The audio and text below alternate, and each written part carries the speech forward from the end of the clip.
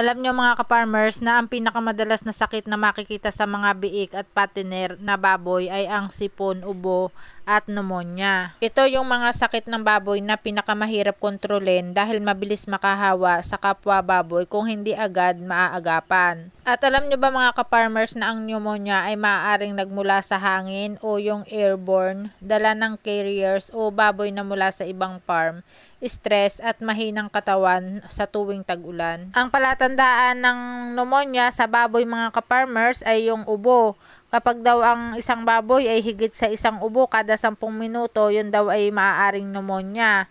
At saka yung tamping. Kapag daw mabilis na paghinga ng baboy na umaalon ang tiyan, yan daw ay maaaring may pneumonia din. So, ang palatandaan nga ay ang kasama niyan yung hindi pantay-pantay na paglaki, makapit na amoy sa damit, sipon na tumutulo sa ilong ng baboy at yung may mataas na lagnat. At ang bakuna laban sa pneumonia mga ka-farmers na pwede nating ibigay ay yung Mycoplasma respissure.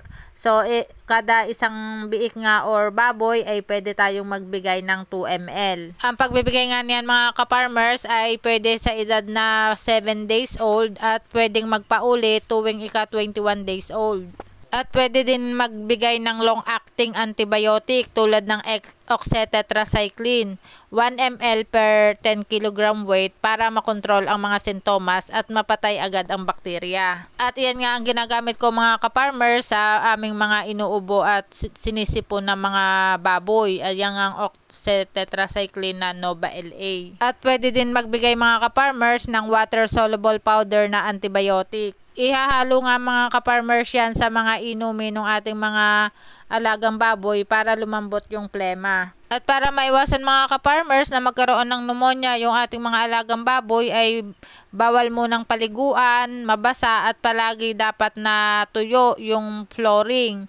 Marami at mabilis kumalat ang bakterya daw kapag laging basa ang sahig. At ito naman mga ka-farmers ay doon lamang sa mga 60 days pababa. Yan, pwede yan hindi natin paliguan. At dahil ang mga yan nga ay mga prone pa sa ubo at sipon. Kapag medyo nahihirapang huminga yung ating baboy dahil sa sipon at saka dun sa kanyang ubo, ang pwedeng igamot natin dyan mga ka-farmers ay dexamethasone, tylosin, at saka chlorphenicol. At sa pagbibigay mga ka-farmers ng mga antibiotic sa ating mga alagang baboy ay babasahin nyo muna yung dosage and administration nila para tayo ay makasigurado.